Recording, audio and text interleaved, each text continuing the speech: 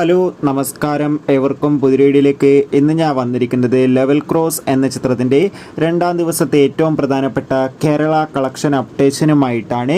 വീഡിയോയിൽ മുൻപ് video like ചെയ്യുക, ചാനൽ സബ്സ്ക്രൈബ് ചെയ്യാൻ വേണ്ടി ശ്രമിക്കുക.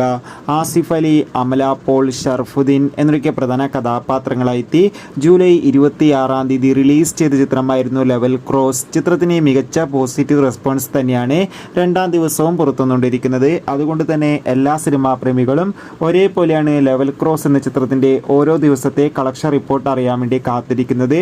ഇന്ന് രണ്ടാം ദിവസം ചിത്രത്തിന് അത്യാവശ്യം ബുക്കിംഗ് ഒക്കെ ഉണ്ട്. അതുകൊണ്ട് തന്നെ 90 ലക്ഷം 1 കോടിക്കടുത്ത് കളക്ഷൻ ലഭിക്കുമെന്നാണ് ട്രാക്കിംഗ് റിപ്പോർട്ടുകൾ സൂചിപ്പിക്കുന്നത്.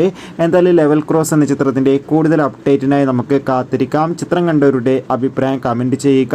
കൂടുതൽ സിനിമാ വാർത്തകൾക്കും OTT അപ്ഡേറ്റുകൾക്കും പെട്ടെന്ന് ലഭിക്കാൻ വേണ്ടി നമ്മുടെ ചാനൽ ഇപ്പോൾ തന്നെ സബ്സ്ക്രൈബ് ചെയ്യാൻ വേണ്ടി പരിഗണിക്കുക.